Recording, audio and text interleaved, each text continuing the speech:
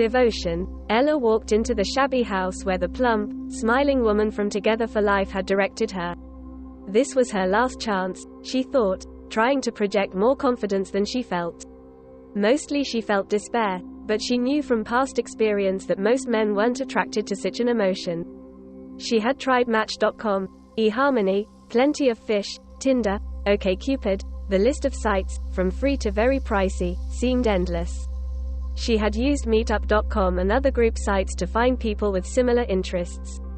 She'd made some friends, had some flings, but no man had the qualities that she needed. Ella had started devoting herself to the search for Mr. Right when she was 23 and had seen a bootleg VHS video that had changed her life. She'd never really known who she was before that. A goth, surely, though now at age 41 she didn't dress as true to her aesthetic as she wanted to. Too many unwanted stares. A geek in many of the typical ways: Star Wars, Marvel Comics, Dungeons and Dragons, gory video games. A network engineer, which she'd stumbled into mostly through building computers for people she knew.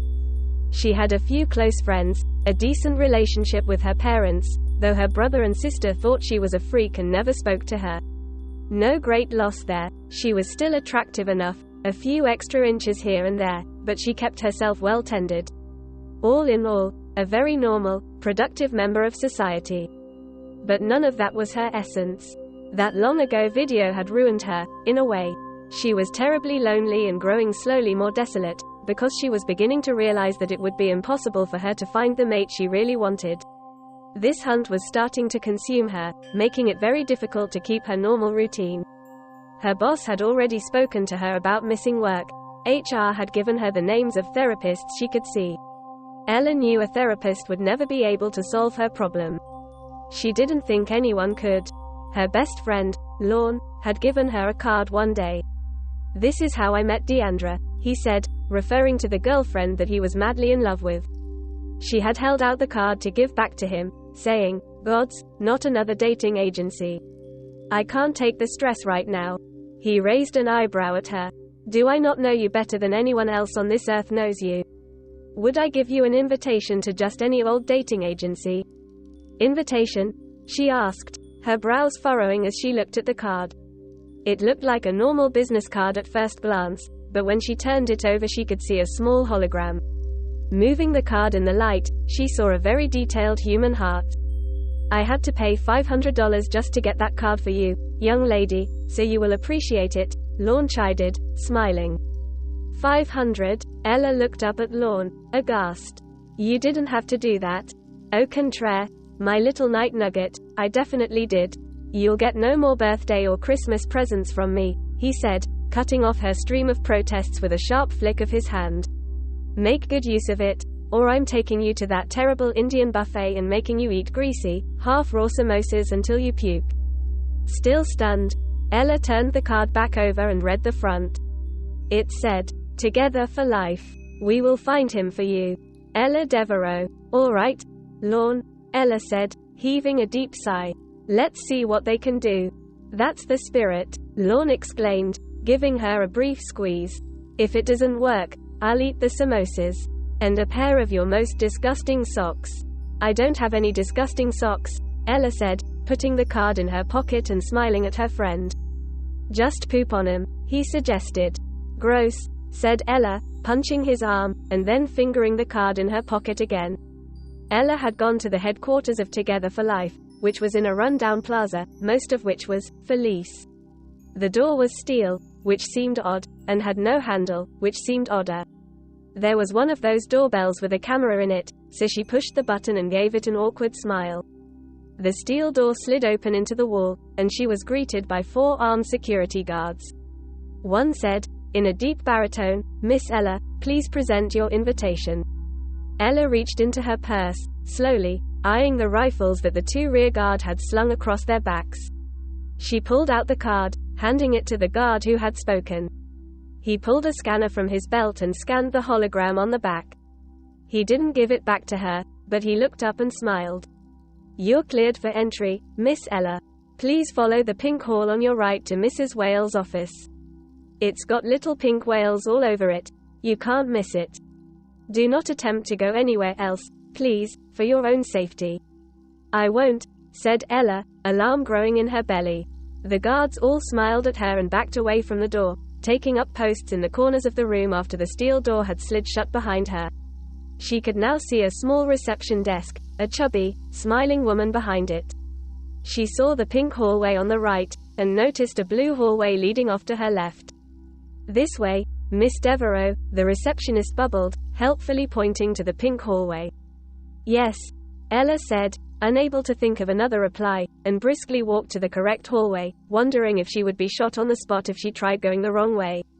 She was despairing, but not quite suicidal, so she made no move to try it. The pink hallway was painted a nauseating shade, somewhere between a birthday cake and Pepto-Bismol. It was lined on both sides with doors, and Ella read the nameplates as she went.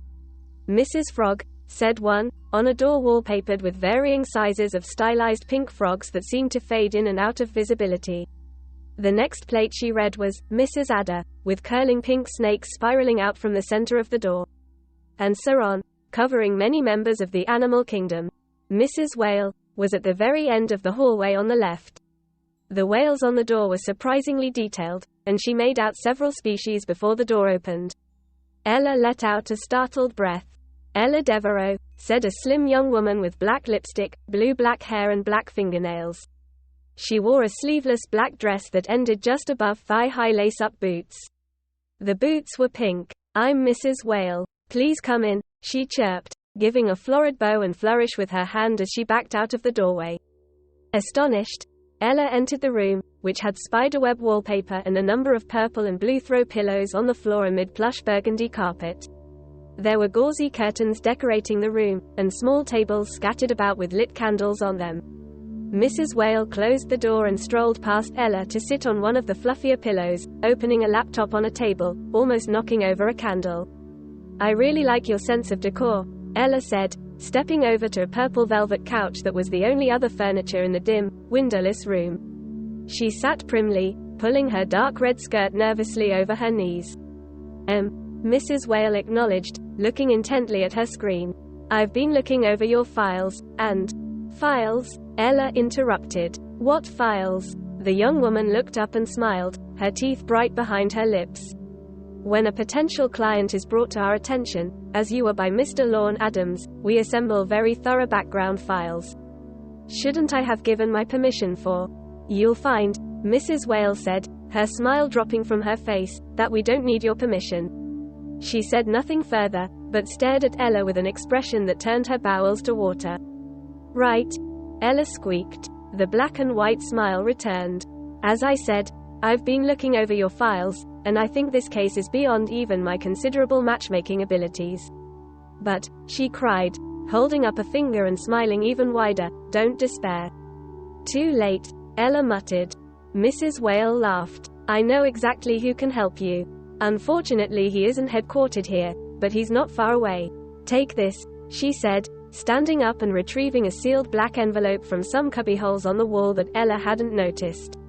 She held it out to Ella, who hesitated only a moment before taking it. She started to open it, but Mrs. Whale put a sharp black nail on her hand. Don't open it, she warned. Take it to the receptionist up front. We done? Ella ventured, and Mrs. Whale removed her fingernail. We are done, Miss Ella Devereaux, but your journey is just about to begin. She walked to the door and flung it open, giving Ella her same florid bow. Ella stood up. Okay. Thank you, she said, holding the black envelope gingerly and making her way through the door. Mrs. Whale slammed it unceremoniously behind her. Ella walked back down the pink hall, rubbing her thumb across the spot on her hand that Mrs. Whale had touched. A little blood smeared from the spot. The receptionist accepted the black envelope and opened it, scanning the contents within. She gave a small hoot of delight. You'll be going to see Mr. Devotion. He is our very best agent. You're a terribly lucky woman. However, she said, putting the envelope and its contents in a slot in her desk and looking at her computer monitor, he is not cheap. Before I can give you his address, his fee must be paid in full. Ella's heart clenched slightly. She was paid very well for what she did, but she was by no means one of the 1%. How much is his fee? She asked. $43,256.35, Miss Devereaux. That was exactly the amount Ella had in her savings account. She had just checked it that morning. What the hell is going on here? She snapped, finally getting angry at all this flagrant invasion of privacy. How? She stopped as she noticed the guard stepping towards her, hands raising to hover over weapons. So sorry, Miss Ella, the receptionist sighed, resting her elbows on her desk and putting her chin on her interlaced fingers. My friends here get upset when someone isn't being nice to me. She smiled. Do you think you can be nice? Yes, Ella said shakily. How will you be paying today? The receptionist asked, pink lips stretched in a wide smile. Ella brought out her phone and spent a few minutes transferring her life savings into her checking account. What the hell, she thought. If I can't get what I need, I don't really want to live long enough to need a retirement fund. She handed her debit card to the receptionist, who took the card without a word. After handing Ella a receipt, she slid a small key over the desk to Ella. It looked like any old house key. Leave here and walk down the street to your right for 5 blocks. Don't bother driving. There's nowhere to park anyway, and it's not as far as it seems. Turn right into the alley between the Chinese takeout and the laundromat, and you'll see an old brown house at the end. Go in the house, and you'll see where to use the key. Now shoo, she said, giggling and waving Ella toward the front door. True love awaits you. Now Ella found herself in a crumbling room, bereft of even the remains of furniture. She wandered through the house, looking for a place to use the unassuming key in her hand. There was a door in a hallway that was closed, and Ella tried to turn the handle. It didn't move, and she was startled by a sudden scream that came to life in the middle of the door. On screen was a sun-leathered face with long gray hair sticking out in every direction. I am Mr. Devotion, he said, inflectionless. Please use your key and come in. I'm ready for you. Ella was suddenly overcome with near panic, and almost bolted. But she'd just handed over all of her savings, so she forced herself calm. She took the key from her pocket, opened the door, and went into the room. The door closed behind her. Mr. Devotion stood near the door, motioning Ella to a dusty couch. She sat on it, trying not to sneeze. Up close, Mr. Devotion was almost the spitting image of Charles Manson. She opened her mouth to express this to him, then closed it. She was far over her head, she knew, and cursed Lorne silently. So, a young Ella Devereaux watches a movie called Henry, Portrait of a Serial Killer, Mr. Devotion began, ignoring Ella's strangled gasp, and finds that she needs a man like that for herself. Yes, you. It's a little more complicated than that, she huffed, her hands twisting in her lap. I don't think it is, my dear, said Mr. Devotion. You don't want to kill people. You want a man that kills people, that can't help the desire, and kills over and over and over again. You want this man to love you, and to confide all of himself to you, and never be moved to kill you.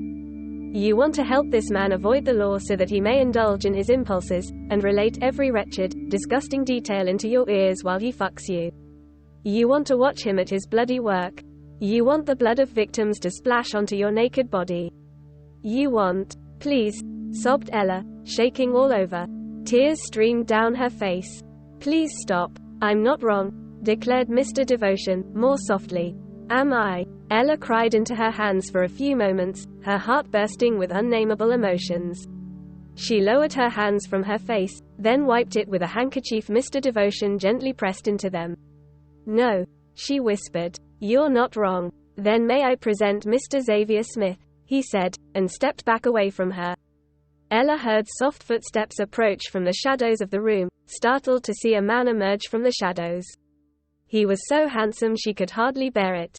His skin was as ebony as an Alaskan midnight, his fingers long and graceful as they reached up to his face to wipe the tears that streamed down it.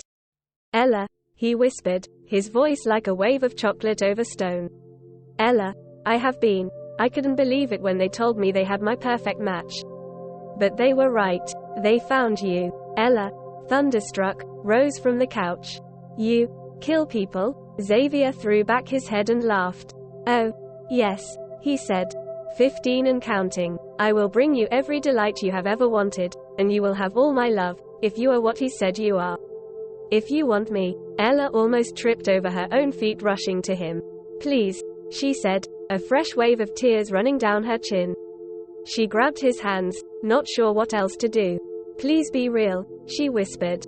Xavier responded by pulling her body tight against his and kissing her, hard and aggressive.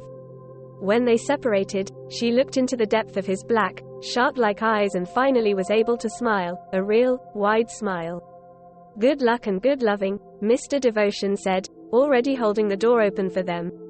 No need for luck, said Xavier, kissing Ella's hand, and together they walked out of the dimness and into the dark.